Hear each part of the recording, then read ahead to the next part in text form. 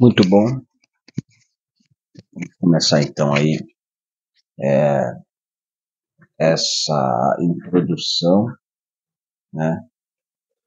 Essa introdução.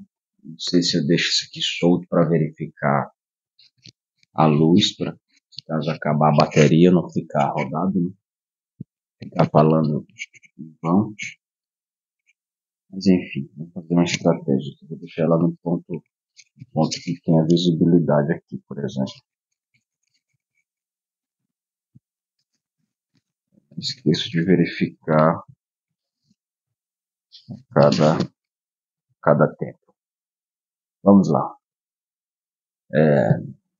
Então, nesse vídeo aqui, eu quero fazer uma breve introdução, né, ao livro necessariamente.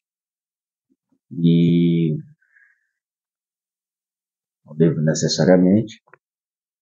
quero entrar num tema que eu vejo de maior relevância, se na verdade nenhum dos temas, né, tem temas mais relevantes, como por exemplo a cristologia. Mas um dos temas relevantes é os atributos de Deus. Então, assim, qual a finalidade de tornar esse conteúdo mais atrativo nesse início do canal? Eu vou então dar uma pincelada na introdução do livro, né? Para não falar que eu ignorei esses aspectos. E a partir daí a gente já vai entrar na parte dos atributos de Deus e falar um pouquinho sobre quem fala sobre os atributos de Deus nesse livro. Então, no tocante ao livro, Teologia Puritana, como eu já falei no livro anterior, é uma obra grandiosa, uma obra, né? Uma obra muito, muito boa. Que você vai ver aqui, ele fala, esse livro ele trata a base dele, o principal intuito dele é ensinar doutrinas, entendeu? Doutrinas cristãs, doutrinas que os puritanos pregavam e viviam. Então, ao longo do livro vai ter várias coisas. Você vai ver aqui eles ensinam a estudar hermenêutica, exegeses, como os puritanos faziam. O pensamento, a maneira como os puritanos pensavam, falavam sobre teologia natural e a sobrenatural, e assim vai, né? Aí aqui ele dá uma introduçãozinha falando sobre o termo puritano, né, que foi um termo pejorativo, né, porque como eles queriam, eles se diferenciavam do grupo, embora em muitos aspectos alguns puritanos foram extremistas, né, como todos vocês vão concordar comigo, porque isso é verídico. O termo puritano começou com um termo pejorativo e pegou e foi embora, né, porque realmente eles tinham essa característica puritana mesmo. Então, aqui vai se desdobrando a história, certo? Aí eu cito os nomes, Dr. Joel Bick e o Dr. Mark Jones, né? Ambos são especialistas em teologia puritana, tendo publicado inúmeros textos sobre o assunto que uniram suas respectivas bagagens para produzir uma obra com exposição e análise de tanta envergadura e com certeza levará muitos anos até que se tente algo semelhante de novo. Aqui, esclarecendo então a relevância do conteúdo, certo? Aqui vem falando agradecimentos, a introdução, como eu já falei, né? Que fala, um grupo de pessoas que desejavam a reforma mais abrangente e profunda na Inglaterra, no século XVI e XVII, né? Período da Reforma Protestante. Aí fala, outros que se identificavam como reformados ou calvinistas defendem que se continue a usar o termo puritano. Então, beleza, aqui o movimento puritano e os puritanismos. Uma das tarefas mais difíceis para o historiador da igreja é definir puritanismo. Não é exagero afirmar que uma definição exaustiva dobraria o tamanho desta introdução. Assim mesmo, cabem algumas observações. De acordo com Joe Coffer e Paul Flynn, puritanismo foi um tipo de protestantismo reformado alinhado com as igrejas calvinistas da Europa continental e não com as luteranas. Afirma que o puritanismo foi uma forma especial e bastante vigorosa do início do protestantismo reformado moderno, tendo se originado na Igreja da Inglaterra, como produto daquele ambiente peculiar e suas tensões, no reinado da Elizabeth I. A Igreja da Inglaterra era amplamente considerada uma igreja reformada. Sem dúvida, teólogos puritanos eram, em sua maioria, reformados ou calvinistas. Então, essa é a origem dos puritanos. Eles eram reformados e calvinistas. Que aí, Genebra, França, Calvino, né? Sem dúvida, teólogos puritanos, assim mesmo, não insistimos que os puritanos eram exclusivamente reformados. Definir a ortodoxia reformada é algo complexo, mas documentos confessionais tais como 3 formas de unidade, as normas de Westminster, estas últimas sendo mais relevantes para este livro, nos fornecem um resumo preciso da teologia reformada. Aqui ele já começa a citar alguns nomes, né? Richard Baxter, era com certeza o puritano, mas não reformado da maneira, Thomas Gordon, John Owen, entendeu? Então aqui ele vai desdobrando essas definições e a história. Então, ou seja, era um grupo diversificado. Considerando a retrospectiva, o puritanismo era mais diversificado do que podia parecer. É preciso entender com cuidado o emprego do vocábulo como termo teológico neste livro.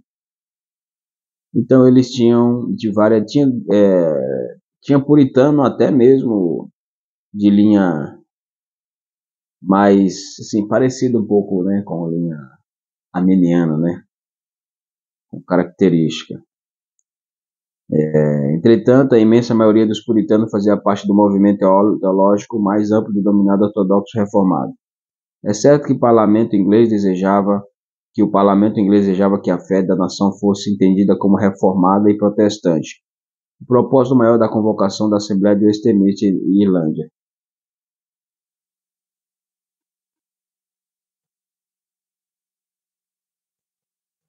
Certo.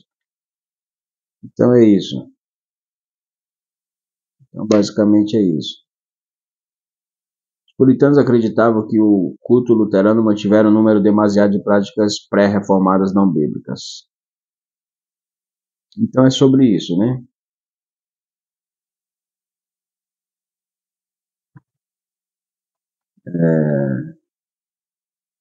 Vamos lá. Outros eruditos, embora uma mente profunda aberta aos puritanos, não podem ser considerados puritanos no sentido de teólogos de Westminster. Aqui já vem uma definição sobre ele. Em primeiro lugar, os puritanos tinham uma comunhão dinâmica com Deus que moldava sua mente, afetava suas emoções e penetrava sua alma. Estavam fundamentados em algo em alguém fora de si próprios, o Deus Trino das Escrituras. Em segundo, os puritanos adotavam e partilhavam um sistema de crenças fundamentadas nas Escrituras. Hoje nos referimos a esse sistema como ortodoxia reformada. Em terceiro, com base em sua experiência espiritual comum à unidade na fé, os puritanos estabeleceram uma rede de relacionamento entre crentes e ministros. Essa comunhão de irmandade cooperativa nasceu na Inglaterra, elizabetana no século XVI, e desenvolveu na Inglaterra e na Nova Inglaterra do século XVII. A característica distinta dos puritanos foi sua busca de uma vida reformada pela palavra de Deus. Eles estavam comprometidos com examinar as escrituras, organizar, analisar suas descobertas e então aplicá-las a todas as áreas da vida.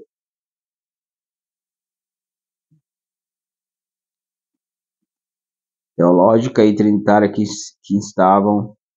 estava a conversão e a comunhão com Deus na vida pessoal, familiar, eclesiástica e nacional. Então é isso aí. Ele vem falar aqui. Em resumo, o movimento dos puritanos ocorreu no século XVI e XVII, uma espécie de um vigoroso calvinismo, no aspecto experiencial. Era caloroso, contagiante no aspecto evangélico, era agressivo e ao mesmo tempo terno. No aspecto eclesiástico, buscava praticar a autoridade de Cristo sobre a fé. Parker o expressa bem. O puritanismo foi um movimento evangélico de santidade que procurou implantar sua visão de renovação espiritual, nacional e pessoal, na igreja, no estado, no lar. na educação, na evangelização, na economia, no discipulado pessoal, na devoção e no cuidado de competências pastorais. Então, percebe? Eles tentaram expandir sua forma de pensar, né, ali com a unanimidade da maioria do grupo, expandir a santidade, né, clareza da doutrina cristã, da fé cristã reformada, né, temos como base o movimento calvinista, né, que teve ali na França, o meu de Calvino, né, aí depois, posteriormente, a gente viu a obra de Calvino ali na ilha de Genebra. Então, esse é o objetivo deles, dos puritanos. Então, vamos lá. Feita essa definição, vamos então adentrar no tema que eu falei para vocês. Deixa eu dar uma verificada se está ok esse vídeo, né? Para a gente não ficar muito tempo aqui.